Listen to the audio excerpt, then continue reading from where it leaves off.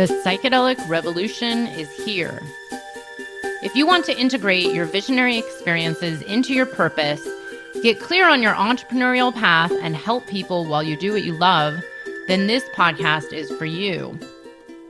Welcome to The Psychedelic Entrepreneur, Medicine for These Times. I'm your host, Beth Weinstein. I'm a spiritual business coach, 3-time entrepreneur, and a lifelong student of psychedelics and sacred plant medicines. You carry your own unique medicine, and your medicine is what we need for these times. This podcast will help you to share your medicine so you can create transformation in the world. Listen in on conversations with psychedelic leaders, changemakers, and conscious entrepreneurs who are living proof that a better world is possible when you follow your heart and live in alignment with your soul. Hello, everyone. Welcome back to Medicine for These Times. I'm here with my friend, Natasha Pelgrom. Hi, Natasha. Thanks for being with us again. Hi, Beth. So amazing to be here. And hi to the audience. Those of you who already know me, thank you for tuning in again. And for those of you don't know me yet, hi. Here we go. Yeah, I've had you on here, I think, 2 or 3 years ago. I forgot now. But I've interviewed you a bunch longer of times. ago, actually. Yeah, was it? It was like really beginning, right? It was, I 21 think, maybe? 21, yeah, to be honest, yes. How time flies. Well, for those that don't know Natasha, she's an amazing leader in the psychedelic space, a space holder. She runs retreats and actually has an upcoming training program that we will be sharing about in this episode. So keep listening. But Natasha, let's talk a little bit about your story. Just a little. I know it's like people who've heard it have heard it before. But how did you get on this path to, being a psychedelic leader, working in this space, running retreats? You've worked for some of these kind of big psychedelic companies out there. I guess, is that the right word? We call them companies. Oh, it's so weird. But yeah, what was your journey here? Yes, it's been a very interesting journey, of course. Like any of these, this is such a niche in itself, and such a new kind of exploration of bringing this into, indeed, like you said, into ventures and companies and leadership and all of that. It's fairly new, that frame. But I always want to credit the one who was really courageous in stepping in was Natasha, of 14 years old. Because that was my very first psilocybin experience. I'm half Dutch, half Portuguese, and I grew up in different countries. But at the time, I was in the Netherlands, and mushrooms were at the time legal. Now it's truffles, which is the root, the mycelium root that is you're able to work with in the Netherlands. But mushrooms were fully legal. I bought them in a smart shop. I took them with my ex-boyfriend. We walked around town. And then it kicked in, and my smart ass said, gotta go home. This is pretty intense. But why I'm crediting her is because the choices she made right after that first experience are the choices that catapulted me in who I am today. And you only know that in real retrospect. When you're really eagle eye view, you really realize this is where I was. This is what happened. So in the months after that experience, which I had some really beautiful gems in the experience itself, but it wasn't intentional, ceremonial, it was recreational, it was out of curiosity, and this was in the 90s, so mushrooms, LSD, weed, all of it was on our path in a different way, right? So, but in the months after, it created within me a kind of curiosity and certain life questions that put me in a path to go into discovery and self-discovery. And so I had a really deep spiritual awakening through just an unfolding of events right after. And I started looking into shamanism, Buddhism, meditation, esoteric practices, coaching. And from that age onwards, it just never stopped. So I have to credit our very first intelligence on this planet, which are the mushrooms, in that way. And I really believe that was something happened within me neurologically, connectively, all of the things. I was already quite online, which what I mean with that is sensitive and aware, and already had a lot of kind of maturity due by the way that I grew up and the experiences I had leading up to that. But so that's, let's say, the spark of inspiration in your question, and I think is important to always name. I also want to name that my mom knew about this. So I want to put always a disclaimer in that adults were present. I'm not vouching for people underage to just go and then suddenly they have this awakening point. This was unique to me, and this was a different time. But my mom and I had still have very open relationship, and she always said to me, Natasha, I know you're going to do everything you want to do, so I might as well help you along the way. So if you have any questions, don't go outside the house, but be here. It's just a different upbringing than some cultures are, acquaintance to, or how you say that, used to. So even my Portuguese family would not know any of this. So just sharing at the time, very conservative. So it's pretty black and white. But going fast forward to more now is along the way I educated myself in different fields, but my big passion has always been to create a platform or a space to elevate other people. So I've been an entrepreneur in the fashion, hospitality, and events industry. I've had my own multiple companies. I've been successful in a way, whatever success may mean financially, but also in terms of, the success of validation of that the product was actually serving people. And, I'm in my heart, I'm still, like an it girl, the dancing and all of that and partying. And that was part of my 20s, I'm beginning 30s. I'm now 45. And when I was owning my own club, nightlife, bar, art gallery, shop, all of this was in one big building in the city center of Amsterdam. At some point, I realized that I was getting way too high on my own supply. And I think if I share this, people will get what I mean with that. And I also realized that I was really derailed from a purpose and meaning, like even if that was to do with creating a platform for rising talents. It was called the House of Rising.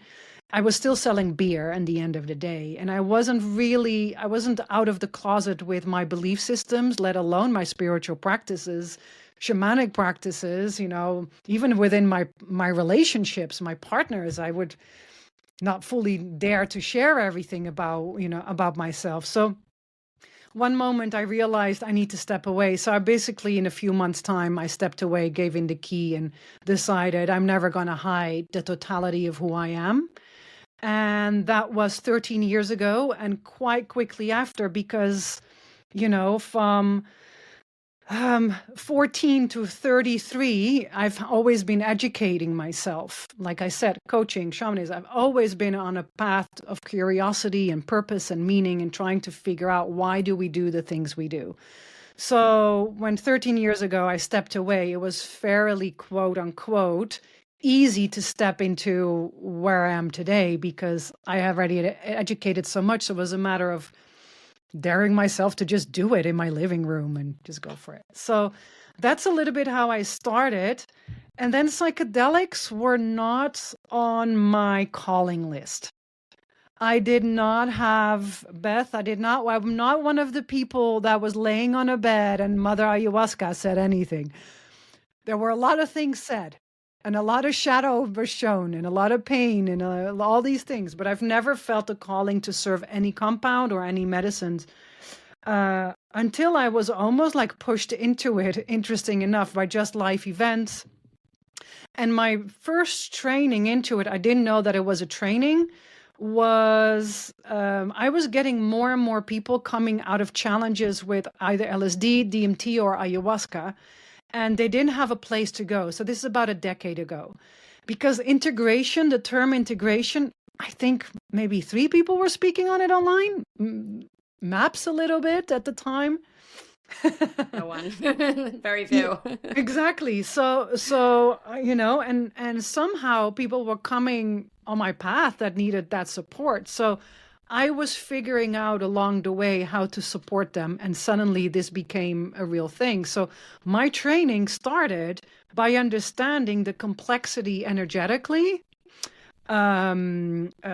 psychologically, and metaphorically, if you start to unpack what was happening with people. And then I started having an inside view on what is good facilitation and what is quote unquote bad facilitation. So I started to gather a lot of data and a lot of opinions that psychedelics should not be done by many people. So with that opinion, I got catapulted through a friend into 5-MeO DMT experience. And a very long story short, the first moment I took that compound, I knew I'd come home. And there was just no way back, and there was not even a choice in that sense. It was just all the alignment throughout my whole life. It just led all to almost everything I had trained upon since my 14 all came together. And I was like, oh, wait, I get it now. And so, yeah, and more details to that. And of course, psilocybin, truffles is part of my heritage here in the Netherlands. So that's always part of the work that I do as well. And 5-MeO is my big love, together with tobacco, mapacho. So those are my two loves in terms of the medicines. So I try to keep it short, but still give a bit of a new story to your audience if they've already heard from me. So. Yeah. I love it. There were new parts that I haven't heard. So thank you. It's really funny that you mentioned the teenage journey. Mine was also 14 years old, but I recently, just like 2 days ago, so I have a teenage nephew who, I shouldn't be saying this publicly, but the chances of him listening are like 1 in a million. No one knows who he is. So no one listening, because it was kind of this like, shame, there's like a shame story with it. Well, anyways, my whole family knew, that I'm doing work in this realm. And I kept saying, I was like, they're gonna do these on their own anyway. So if and when you're ready, why don't I set up like an intentional journey with the mushrooms? And the parents, my brother and his now ex-wife, were like, no, like even though they're very open-minded and they've done them themselves, they're just like, what? No, maybe when they're 18 or 21 or older. So my nephew, about a year ago, or maybe it was a little over a year ago, I don't know the details of the story. I know bits and pieces of it, but a long story short, ended up taking mushrooms for the first time through a chocolate bar. And, I'm like, why didn't you call me first? But, divine timing. Teenagers who don't really understand dosage and don't understand what was in these chocolate bars, and they didn't get it from anyone they knew. He ended up taking like a quite large dose. Like there were like rumors about how much it really was, but I talked to him recently and it ends up being it was like 7 or 8 grams for his first time. I know, but it's interesting because I had kind of a similar story when I was a teenager. I took acid for the first time, and I didn't really know what I was doing and didn't know what I was getting into. And I spent the entire journey by myself at home, like laying in bed because it was nighttime and I couldn't wake anyone up. And I didn't know. I just kind of knew a little bit and I was curious. But looking back, I feel like it was one of the best things that's ever happened to me. And what's weird is, there were a lot of like issues with the journey my nephew had, but he has been different ever since, and for the better. And he even said something to me just a few weeks ago about, I broke through. That's the only language he could use. And I tried to talk to him about like, the 5 gram, and I think by now he's learned a fair amount of this, but I always wonder, I'm like, I think he's going to look back on this experience, even though it was highly challenging, and probably say it was one of the best things that happened, So it is funny when you mention like teenagers and intentional and don't go doing this at home. But part of me is like, I don't know, maybe there is something really positive about it if we can approach working with teenagers in an intentional, safe environment. Like, what if that was held in a very safe space with adults in the other room? Probably would have been a better experience. I think one of the reasons that I think 14 was also that moment in calling. I think there is a threshold of initiation in different ages, right? And I think that is a natural threshold where you go on your first vision quest. Yeah. So I think, intuitively we have taken all of these rituals and rites of passages out of our society, but it's still embedded into our bodies and into our psyche, the craving for the ego death. And especially when it comes from, a childhood into adolescent, that place, and then even going into a place of union, of serving the container of your community. And that's different than for those who are born in a female body and those who are born in a male body, in a way, right? So we've stripped all of that away. It's just a 24-hour cycle of the same thing. We don't even do a ritual when we change jobs, let alone seasons. It's just one thing after another. So I think we're going a little bit broader off topic, but I think a lot of the challenges in teenagers right now, I'm not a parent, so I can't speak from the first person, but what I see from parents who are clients of mine and friends is that the challenges is a lot of the things that are happening right now are very new. We don't have any experience with that really.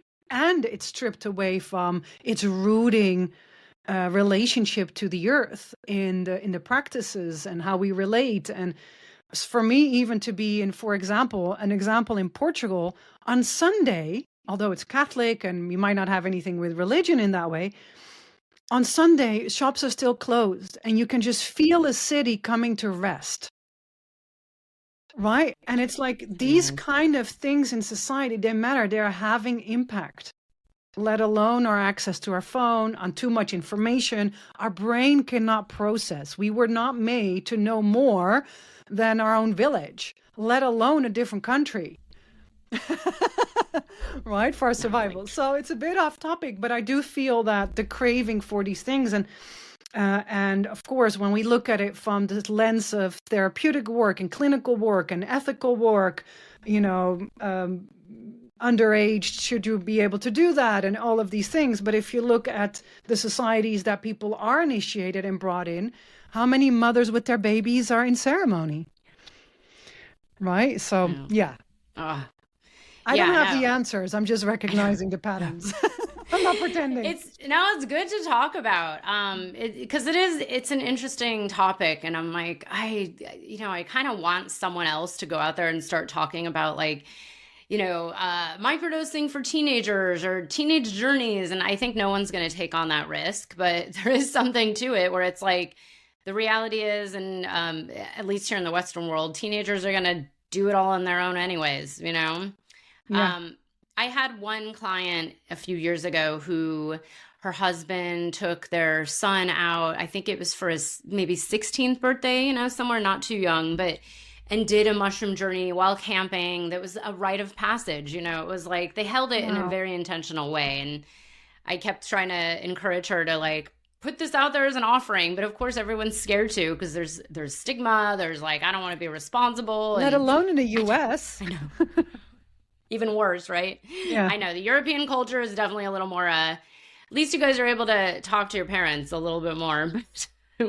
We all hid this until it was until my brother told on me. Beth did acid, it was 3 years later. But anyways, on to other topics. So tell us a little bit about, I know you have this upcoming Foundations of Space Holding, and I want to talk about this. It's, and I think we've touched on this before. It's been very interesting over the years to watch this field of, I thought about this even yesterday. I was like, wow, I'm in so many of these psychedelic communities and groups, and there's all these ways of getting space holders and, sending people clients. And it's all done in this very down low kind of, in my opinion, a little haphazard way of referring people out. And then people working with total strangers and, it's just, I'm like, I don't know if this is the best way. It's the world that we're in. But these days, it seems like there's a dime a dozen psychedelic space holders. And some maybe better than others, and some more experienced than others, and some with a different level of like training and other modalities that are complementary to the space holding. But it's been a weird thing where I've even questioned my own role as someone who's maybe teaching. Like I recently taught a psilocybin program with a friend of mine. It's like, well, do we want everybody in this, or do we have our limitations? You know, like someone who's new but wants to start space holding. You know, how do you feel about this? And then part of me is like, oh great, let's just get these medicines to all those who need them, no matter what it takes. So it's like this struggle of trying to figure out what the right way is or what the best way is. Do you ever think about this? Does this come up, and does it sometimes irk you? Like all there's the time. Everybody giving mushrooms right now. I think it's everybody to themselves. It's like run.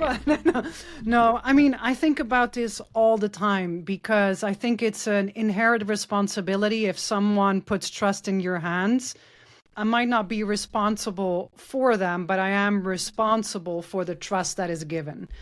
Right. So there is a nuance in there. So I'm always thinking about how to be in my own integrity. What does that even mean? My integrity today was something else than 10 years ago, to be really young. And I not that I wasn't in an integrity or we don't have good intentions, but that shifts too. Your belief system shift, you know, the things you see changing. The one thing that I do know for me is like, I've personally come to a place that I'm really realizing the cliche of the more you acquire, the less you really know. Mm.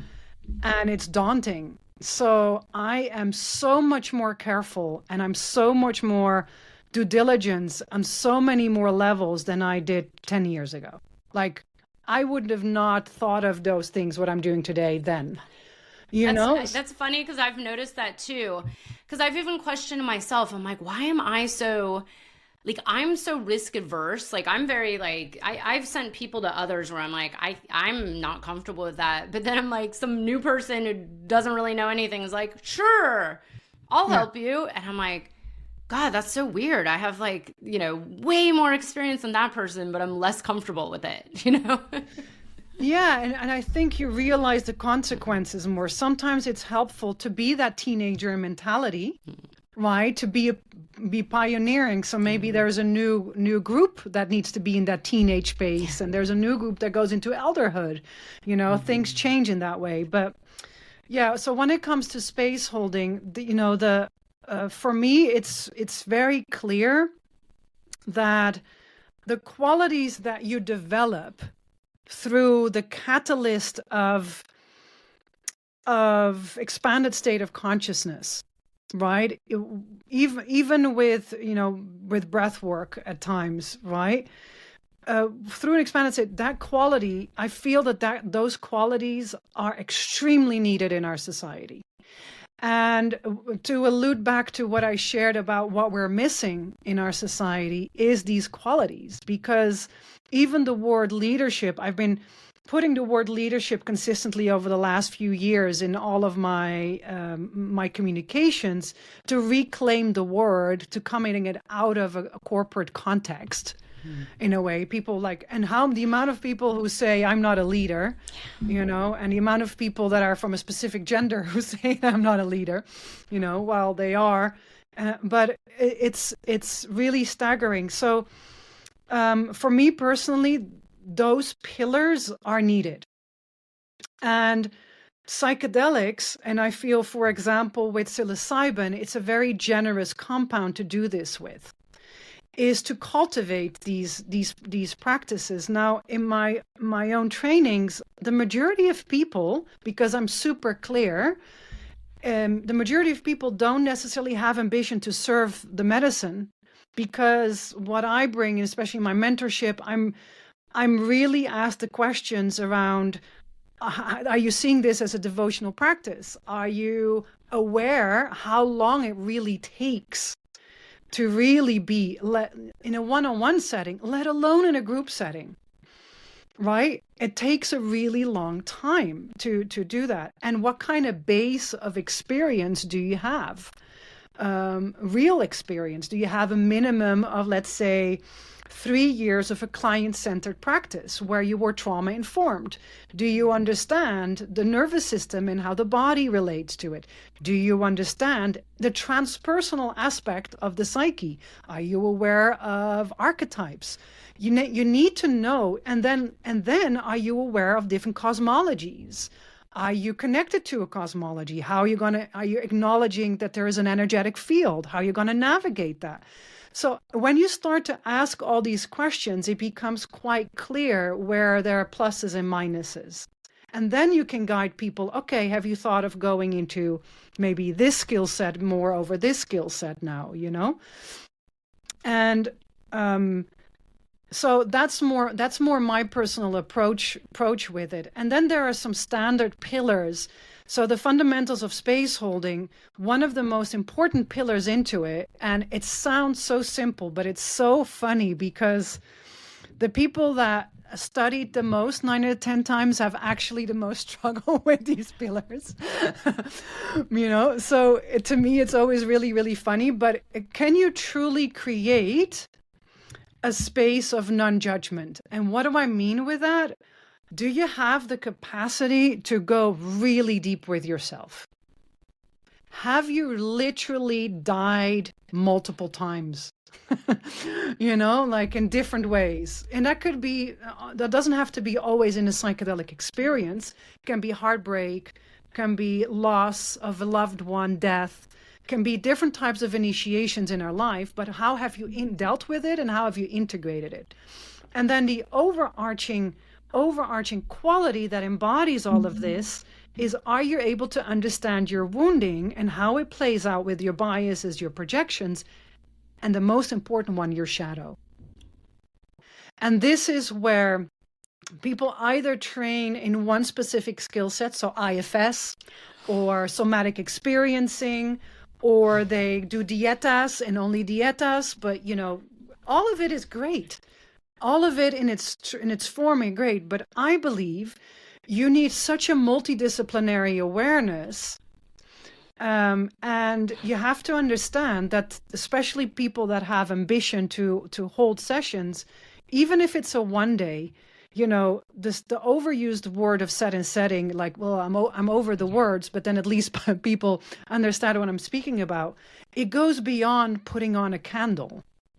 And having cards laid out, those are nice elements to speak into things and to help transition something from the mundane to the sacred. So there's real intentionality and there is reverence for what you're doing. Now, a good acquaintance of mine, Mudu Bakwi, who was a speaker in one of my conferences, and it's actually also part of the Fundamentals of Space Holding course, including Beth.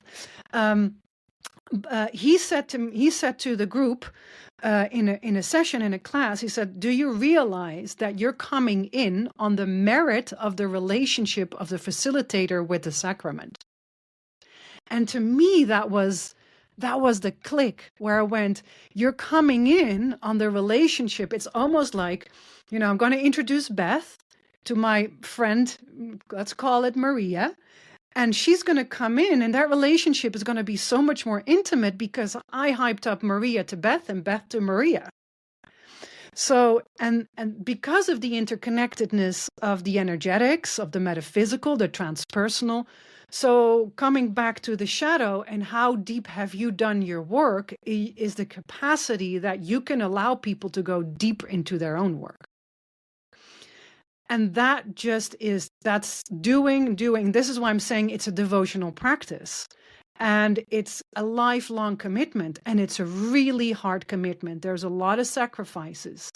And a lot of people, bless all of them, and I've had those clients myself, want a pretty fireplace with a circle and, with nice feathers and a nice blanket and all drinking and the beautification, but don't understand that, it's a shit show, and that there needs to be real practice and real understanding of that. So, I don't know if this fully answers your question, but then to go to because when we speak about psychedelics, there's always a paradox and a contradiction. So I'm a walking contradiction. I'm not gonna deny that in any shape or form. On the other hand, my teacher, grandmother medicine song, said to me once, once you've attained something, you have to give it away. Otherwise, you're stealing, because nothing is really yours. Now, in an age of, I do have an IP over the method I developed, present-centered leadership, it's a trademark and all of those things, But how I'm giving it away is by actually giving it away, and giving as much as I can. So I do believe that once you have figured out things, it's not for me to keep, it's for me to pass it on. Right? So, and why not start? So probably before I even launched Fundamentals of Space Holding and the Guardians of Transformation, which is a 9-day practicum retreat, I think I sat with the question for about 3 years before I launched this. What do I feel comfortable with? What can I give? What can I give? What is my position to give? What is not my position to give? I speak in the first person. What can I, like my teachers gave me something, but I can't teach their teachings. That's not how you are in sacred relationship, right? So, but I could speak into how things were for me. Okay. And it's like, there's a lot of nuances that you have to think about. So I came to the conclusion, we have to start somewhere. So I start with the basics.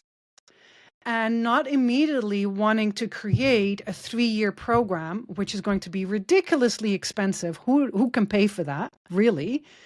Second, start small. So I started small with Fundamentals of Space Holding, a 5-week program where you get the baseline, and from there you have the structure to actually go into the in-person. Because this is the thing, I'm a guest teacher in programs that are 10 months, 12 months. So I'm not debunking their programs. I think there's a lot of value in them. However, I'm also standing for this truth, is that real learning in terms of space holding needs to be with nervous systems together. There is theory you can get online, but your nervous system is wired to learn much better with creativity and with other bodies and people witnessing you, because then you start to live the new. And secondly, the downloads and the real-time feedback that takes place. I just finished our first 9-day practitioner program. And, people are completely fried in a positive way, because it's so much, and they start to realize, holy shit, these are 17 to 18-hour days. This is a whole different ballgame, because you have to understand what you're stepping into. So to me, my passion is to, yes, online, let's make it affordable. Let's have a format, like even a format for people that could use it in the boardroom. This is a format for people that work with microdosing. This is a format that could work with people in an HR position. This is a format with an executive coach with luxury brands who is a client of mine who's doing this, knowing her higher self now and how to keep herself clean energetically, all of these things. Someone else who stepped out of the corporate environment, who wants to hold kirtan circles in the woods with fire. Like these skills can be applied to so many things. And if you want to go deeper in those skills, then you come in person, and then you come to the next in person. And that will automatically, with the medicine, so this is the last thing that I want to share about this answer giving you. The last thing, it's the medicine that initiates you. My responsibility is to be a companion on your journey. I'm a companion and a guide. I prepare you as best as I can. And then it's your sovereign choice, by the things the medicine teaches you, how you respond. And if you've done the practices, I have a client, she's been with me multiple years. We've just finished our journey. We don't know what's going to happen, because I'm truly guided by whatever shows up. But one of her assignments was to create prayer ties, 365 prayer ties. And each prayer needed to be for someone else. Not for herself, for someone else. In this retreat, she brought the prayer ties and we made a fire offering. And the next day she went into the ceremony, into the medicine, and she really saw the blessing she had received from doing that. And that fueled delight for her to meet parts of her that she wasn't daring to meet before. And I don't want to disclose too much because it's really a sacred moment for her. But this is where the relationship between the individual, the space holder or the guide, the facilitator, prepares you as best as they can. And then it's the medicine that initiates you. It will let you know that you've stepped over a threshold. If you're doubting if that's a threshold, if you got the message and you don't want to hear it, that's on you. But it will be pretty clear if you've been initiated into a gift or something has awakened within you, a capacity is awakened within you, where people suddenly can sing miraculously. And, if that's not happening, there is another gift you're awakening. There's another purpose for you, So, yeah, it's a long answer, and I hope I'm answering it with generosity. Yes. No, there were a lot of gems, and it's interesting. This came up recently where you were saying, people who've maybe studied one or two particular modalities, because I'm in a training that I've been in for a year, and I'm in the second year that has nothing to do with medicine, but it's deeply transformational work. I'm studying transformational neurolinguistic programming with a teacher who takes a different approach to it. He's been doing it for about 40 years, and there's a lot of overlap of the shamanic realm, which is great because I'm like, oh yeah, it's all one. It's all like a similar, different approach, but same place we're all going. But it's interesting when you have, let's say, IFS, because this actually came up recently, where it's like, okay, you have this one lens of seeing things and seeing like the way you've been trained to believe that's actually playing out.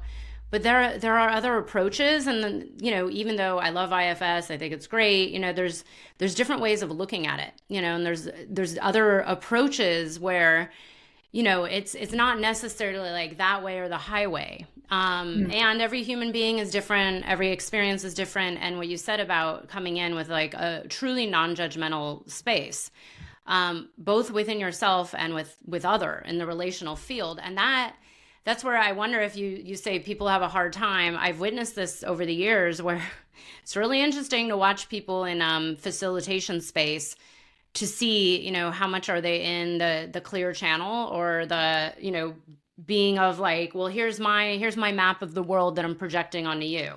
Yeah. And it's definitely a dance because, by the way, I found this with coaching, just even coaching something as simple and, seemingly harmless, but it's like, I think that's what really makes a good coach as well, is like coming in and truly like, it's like you have to step out of yourself and all and really be in this place of like, okay, am I seeing this client with fresh eyes from this deep place? And what you said about doing your own work, like the deep, dark shadow work, this is what I actually have seen over the years. Like the clients that really do this work are the ones that are able to actually show up in service better. And it tends to be, that's where their business takes off. I do think it's a huge part of it is like, how deep are you willing to go within yourself?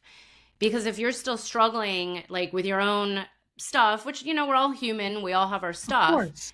Yeah. But, this is like where you're able to be of better service. And it's like the only way to truly learn is through the experience, the experiential embodied realm. And this is where I always find it interesting as well. A lot of these psychedelic training programs, and I've taught for some, and, I'm friends with people that run them and they're all great. And, the experience is like, the best experience is your own and like being in those actual physical spaces. I've been blessed where I've been apprenticing for many, many years, and I don't even call it apprenticing. It's like I'm just in the space as a servant, as in service to the space and the people in the space. But to take like a year-long training where you're just learning and studying, but then you don't actually have your own, like you said, like initiated by the medicine itself, when you're not in the experience, I don't know, it's a whole different approach. And I'm not sure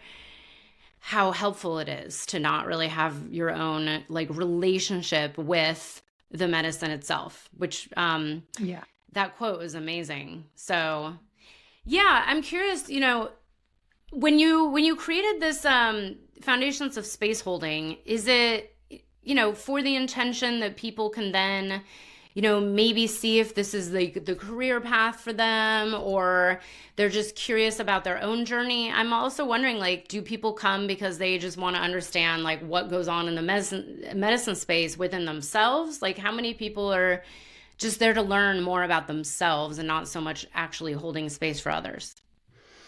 I think, to be really honest, I think because the wording everywhere is, for me, always very clear about what you're doing for yourself impacts what you do with others.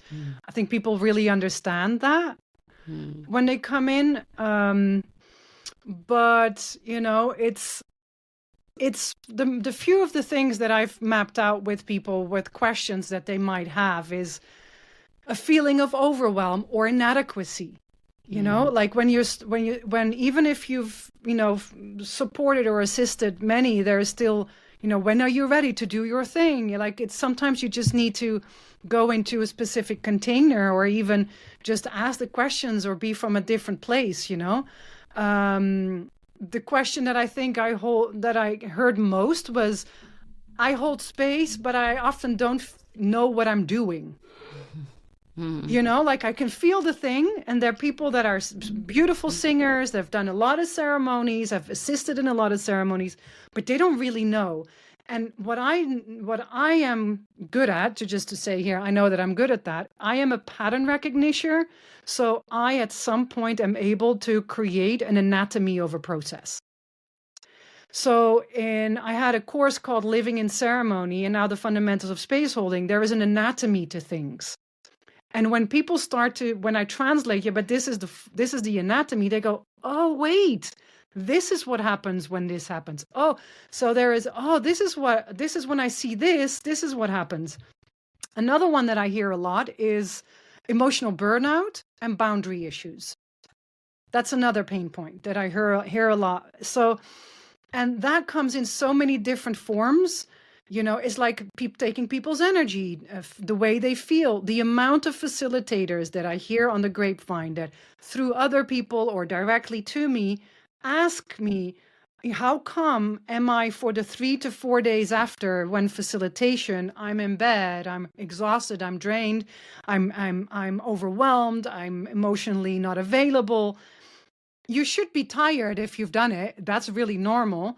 But if you're that depleted, there's other things happening too. First of all, the energetic is not clean enough. So the group isn't being cleaned enough. The leading so there's many layers. So there's an energetic component to it. And of course, a container, a structural component.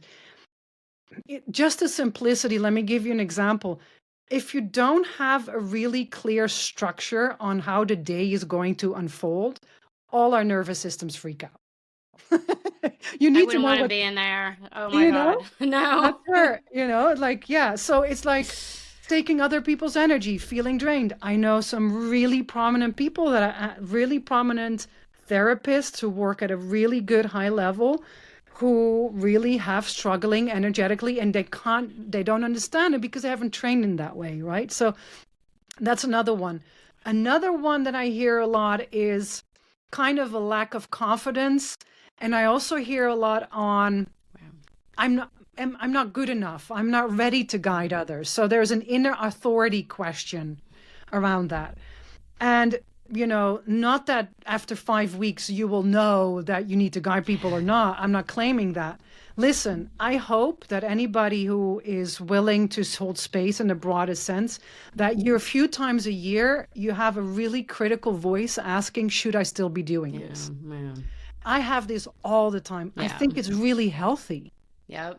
I'm constantly, you know what? It's funny. At least a few times a year, I'm constantly asking myself, like, do I need to be doing this?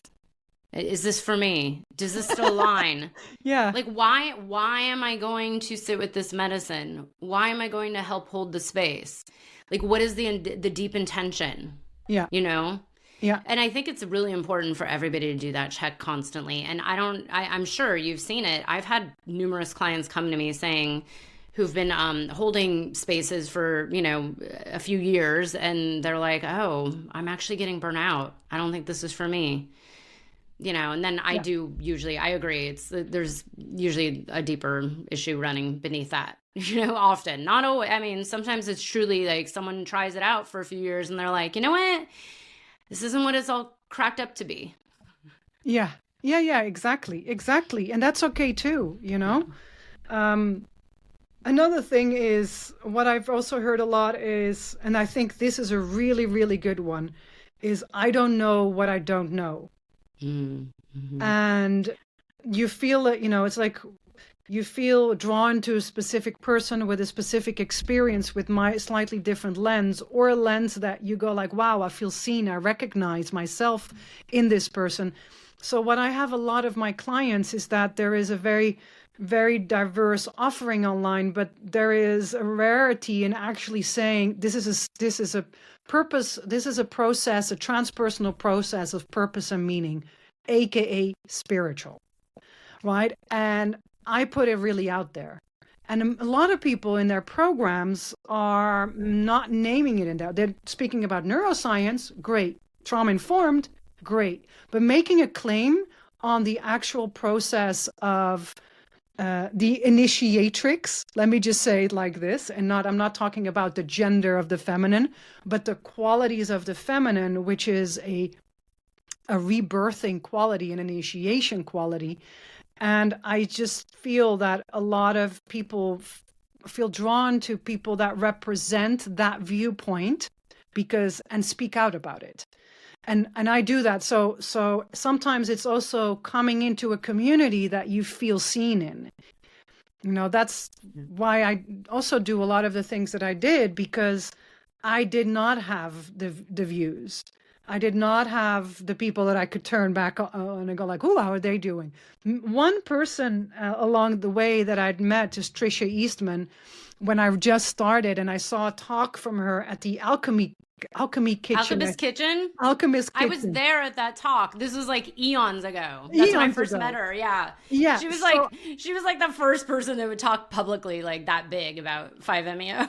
Exactly, about 5-MeO, but she was talking about it from the feminine voice. Yeah. And as an empath, and telling people, I'm an empath, I have these skills. And I was like, whoa, wait, I'm listening to me. And it was just such a warm, and now we have a friendship and everything. So I feel really blessed. But at that time, it was like a hug on my heart, because I felt so alone in a specific oriented field. And I was like, oh, wait, I'm not alone.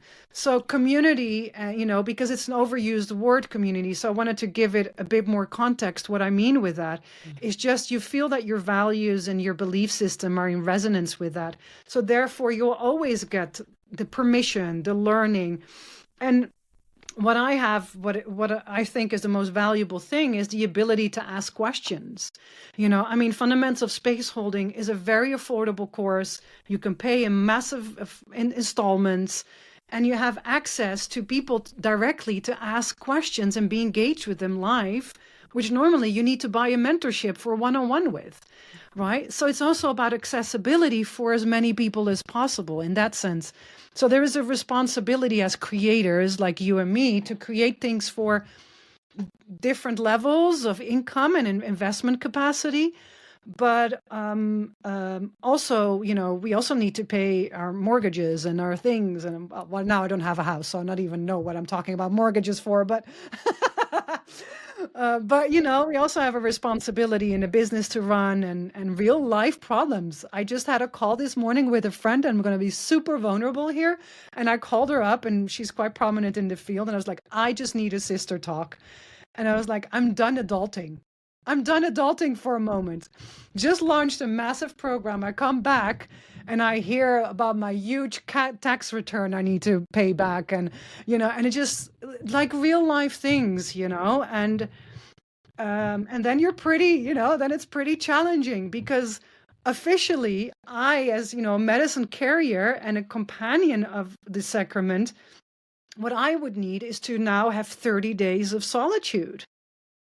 Because I'm not just a business owner and entrepreneur, I'm carrying deep medicine. I need my practices and my thing, but no. You're going back to Pay society your taxes. and you're going to pay your taxes and you're going to figure out some things. Oh my God. I was just talking to my friend about, I've said this for years. I'm like, it's like we need a retreat from retreats. Like we need to have a integration center that's on the way. That's like 2 weeks when you, like where you ease back into society. And it's like, ugh, God, who can do that? You know, Actually, there's in different traditions, from Middle Eastern traditions to African traditions, and even I know in Mexico, from different perspectives, but they have this the feminine integration time, which is 40 days. And it's really interesting that different traditions have a 40-day window to integrate or come back into their community. There's, I think, even with giving, some women in some traditions give after giving birth, they have a 40-day rest period, and the baby doesn't leave them. It's like it's like, that's what I'm saying. But I don't know how we do that, because the cost from venues. But what we actually need is to go do gardening and take care of our bees, like what you do. Have beehives, right? And make our own food for a moment and be in a community. And okay, yeah. Yeah, if I didn't have the garden, I don't know how I would ever integrate. I'm actually like, I was like, oh, what day is it today? I can't wait. It's supposed to rain the next couple of days, and then it's going to be back in. But yeah, you mentioned something. It's so interesting when you mention, like space holders with, which this is normal, there's no shaming here, but like people not feeling confident. That's a tough one for me, because I've been in spaces where I've witnessed people that are, fumbly a little bit. And I have to say, as someone who sits in that, like I've sat in it once, and I genuinely was like, wow, I wish I wasn't in here. It's tough. I personally wouldn't sit with someone who wasn't confident, or at least wasn't holding the energy of some kind of confidence, because it starts to feel very unsafe. And that's where it is kind of this, like, it's a fine line. There's only been 2 people ever that I've worked with where, one person I chose not to work with. I gave them their money back, and I said, I don't want to work with you as a client, because they were just so far off of my map when it came to values within the medicine space that I couldn't, it was also, it's a long story, the way the person came in with like utter disrespect. And then another person who, had done a 5-MeO training in like a weekend and was like, okay, I want to serve. And I was like, I'm not the one to tell you this, but maybe you should take it day by day before you just go all in serving people. And I'm wondering, do you ever have to like basically tell someone like, maybe you're not ready, or maybe, get a little more, experience, apprenticeship, or, space holding time in person? I mean, have you ever had someone say like, oh, I just went through your 5-week training and now I want to serve, DMT to my whole community? Like, does this ever happen? And it's like, how do we watch our projections, right? Like, I'm like, okay, who am I to say what's right or wrong or good or bad?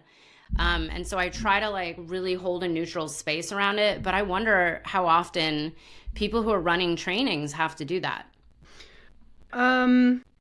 So the moment someone comes into a mentorship or a practicum retreat, and they say that without me feeling that they are safe yet, I have the responsibility to say something. And because, probably 3 years ago, 4 years ago, I really struggled with this, but I've built a different relationship with my own practices and my belief systems and the medicine in that way. And it's been pretty clear. I've been really scolded that I have to take responsibility to speak my truth with all consequences. Because then again, it's people are coming in on the merit that I have with the truth, with the medicine. So if I'm not willing to sit in the uncomfortable in that truth, I'm not speaking, I'm not embodied in that way. So because there is multiple things, sometimes you're doing someone a favor, by saying, hey, your calling feels good, intention, and I get that. But from my perspective, I would go here, here, and here, and here first. Reconsider this over that, And you do that with generosity. You don't just scold someone. You don't just put them down. You uplift where you meet the person where they're at, which is the basics of space holding. You need to see who is in front of you and uplift the gifts and the talents, the golden shadow, basically, help them see that golden shadow and that there are multiple ways to do it and that it's okay to take your time to unpack and build a relationship with and build a relationship over time with the medicine yourself first and how to go about it. So it really depends on the person that is in front of me and what's happening. So I have to speak my truth, but the way I do it is with generosity and it is with kindness. And it is because at the end of the day, the people are coming in because they feel a calling to make a change. And they feel a calling, maybe even it's wired by their ego. Who cares? At least they're wanting to make a difference and be transformation or stepping into servant leadership. And I think that part can be amplified, but then also saying these are the risks. Now, this is why it's important to come to in-person experiences over a duration of time so you really feel what you don't know. Because that will humble the shit out of you. I don't have to say anything. It will humble the, how many times I've and this is why we're both sharing. I'm now more careful than I was in the beginning because I've been humbled the shit out of situations where things can go very different. And I go wow, these situations, I don't know how we managed ourselves with it. There was a divine intervention. I had a great team. Nobody was ever at risk with life or death in my container, so I'm not alluding to that. But the fact is, if I put this individual in that setting, they would not be able to cope. And it's almost, you have to bring that awareness across. And then another thing, and this is a really practical, and this is from my entrepreneurial side, you have to understand that if someone did a training and they go around, I did a training with Natasha and now I'm serving. Yeah. What that implies, first of all, energetically. Yeah. And secondly, this is what it is. I have to be very clear. I don't think you should do this. So if they do say I've done a training there and it comes back to me, I've been really clear about that you should not be serving. Therefore, you cannot use my name because I'm not vouching for that work. So there is a practical business aspect. That's what I always think about.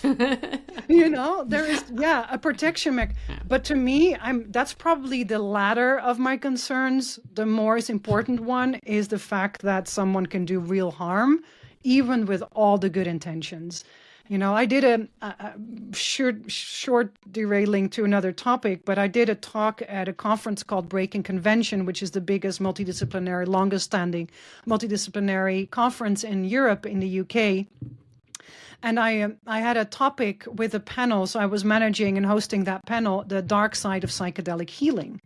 And my personal keynote, I chose to speak into, chosen by the medicine, but now what? So there are some individual cases, but I chose to speak into the actual psychedelic space and different businesses and different structures of businesses and how, in the nitty gritty in a space itself, it is not clean, 9 out of 10 times. There's a lot of things that are going on. And I don't want to speak from a mountaintop or an ivory tower and saying, oh, that isn't it. I've been part of problems too. I'm not saying I haven't. But after so many years, you see how processes work. You see how individuals go way too fast. You see that psychedelics have become a startup. A lot of them have become startups. And with stakeholders and structures that are not fitting the medicine space. I've had personally quite some people wanting to invest or that I could become bigger or more resourced financially. And I always said no because I knew, and I made a promise when I started, and I never wanted to be so dependent on the medicine that I couldn't make a choice to stop. Because that's how complex the space is and the responsibility. So when you look at those kind of startup structures, that is dependent on specific stakeholders, different interests, different relational interest, maybe even to pharmaceutical interest, maybe different programs wanting to have an IP on specific formats. Like, it's all agenda based. And a lot of the people are in senior positions with junior experience in business, let alone in psychedelics. So you have two variables of lack of experience in one container. So then again, it doesn't mean that these individuals aren't well-intentioned or not fun people, or I know them, I've worked with them, for some of them, I have a good relationship with some of them, but that's also just what the truth is of where we are. So we don't need more inexperienced people. We need more mature people who are actually saying, I'm not going to serve this medicine, but I'll help solve this problem, I'll help this part. I'll do this part. That's what we need, that honesty. So I think we only can call that in if we represent it ourselves. Yeah. So lengthy answer again. No, it's funny because I've talked to certain friends about this over the years about, I know very few facilitators and people who hold ceremonies whose primary income, is serving medicine, or even honestly, even people that work as psychedelic therapists. And there is, because to me, there is something, I mean, again, this is like maybe more my value system, where it's like, to make your life dependent on having to serve medicine, meaning like your only financials come from only serving medicine. To me, this is where I question, like, how muddy does that energy get? Because I've actually had certain people, this has actually happened to me a lot over the years.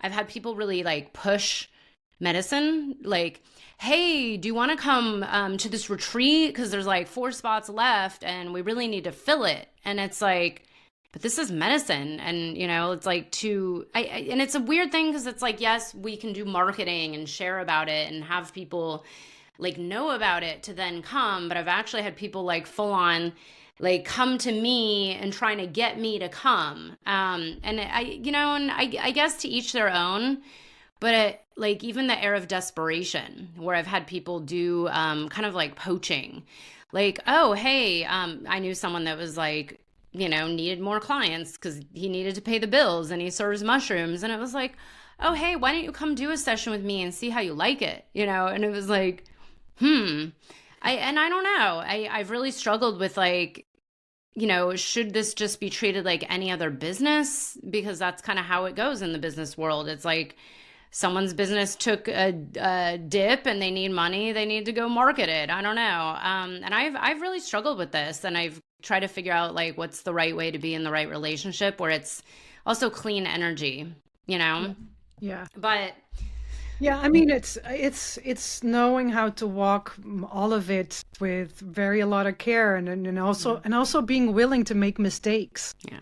Yeah. Like that's also just what it is. Nobody's going to do it perfectly. I haven't done it perfectly. Like I said, if I look at certain things for me 10 years ago, I wouldn't do it that way anymore. So there is a change, and yeah, you need to tell people that you're here, right? You need to tell them that you're here and what you have to offer.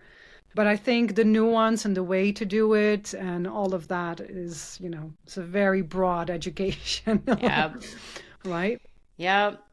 Well, Natasha, tell people a little bit more about the upcoming program you have, and then also anything else that you're up to in the next, year, like any plans, anything new.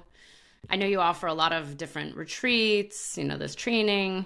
Yeah. Yeah. So the retreats are with, we're now in, what month are we? May 2025, right? So we have the only 2 retreats that are still able to be booked is one 5-MeO and one psilocybin. 5-MeO is in Portugal and psilocybin is in the Netherlands with truffles. And then our next 9-day retreat is in 2026. I only do 1 9-day a year. It's really intense work. I really go all in. Like I said, I just finished one, and I'm going to build on each other. So it's like I'm taking my time to build module on module on module. And the space informs what it needs. So how I work is, yes, I have a format. I know what the deliverables need to be from a business aspect, but I am very comfortable in surrendering to the group process of what is needed, and keeping a structure 100% in place. So our 9-day Guardians of Transformation is next year, 2026, in May. So that's exciting. And then the Fundamentals of Space Holding, which is our 5-week online program. We have, it's a self-paced program, but we have live classes of 2 hours every week, so 120 minutes every week, as really a practice space. So basically, you'll be able to navigate through all of the content. It's 5 weeks, 5 modules. We go really, really deep, and there is a lot of tools. So there is actually, everything has theory and everything has practice. And the different modules, you can check that all out on I'm not going to name all the modules because people can read up on that, because I'm just reciting what's on the website, and that's a bit lame. Right. And we'll have the link right here in the show notes. So yeah, exactly. So you can check that. And we're starting with the live classes July 4th. The course starts again, and if you're watching this at another time, you can still enroll. But then it's 100% self-paced. So what I'm doing is once a year, I'm adding with live classes, and the rest of the year people can join with we're just doing the self-paced version, because there's a lot of people that are really different time zones, and you know how that goes. Some people really like to do the things in their own time, and some people really like the live classes. So, but what I really join the live classes, because I'll be there. That's really the thing is, that's what I said. That's really where you have an opportunity, because there is real depth that is shared and real practice. Because what I did in the previous live classes was really answer questions that are alive in the moment for people to come with. So sometimes we would even go off topic of the module because that's what came up and was alive. And I love that. Like, that's the stuff I can't think about, like throw things at me and I'm like, oh, I don't know this. Let me get back to you, So that's the Fundamentals of Space Holding. And this is what I'm gearing up for. This is what I'm really excited about. So yeah. And the rest, I have a package where I work with people with mentorship, which they have the Fundamentals of Space Holding, one-on-one mentorship, and then a 9-day practicum, which is a 1-year full program with me. And that leans more into the apprenticeship model, right? So that's a little bit, but this is really for people who are really into space holding, really want to go deep with it. And I only have 3 spots at a time because I create everything per person. So it isn't a format you're coming into. It's like individual, because everybody comes in with different questions and different goals, right? So everything is created for the individual, for the mentee. But anybody can join the Fundamentals of Space Holding.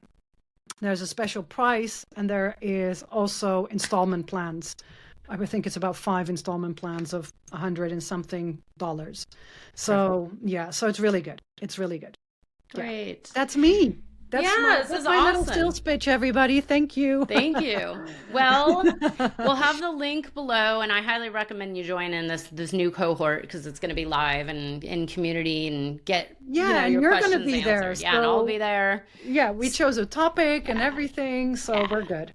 So we'll have it right here in the show notes. And Natasha, it was so good to have you here. I could totally jam forever, but I have another call coming up. Of course. It's always so insightful for me to stop and reflect as well, and be like, oh yeah, it's like you said, this world is just moving on to the next thing, moving so fast, and to have this space to stop and reflect and like really see like, okay, how do we keep going in this new field of everybody wanting to be a space holder and really get it right. And it's, I always look at the larger picture of like the collective healing, and so there is 100%. something here. Yeah. And, I really encourage people to get some good guidance. I cannot recommend Natasha enough. There's very few people out there I do recommend. So take it from me. I'm actually excited because I'm like, well, I should really do this as well, along with all my other training.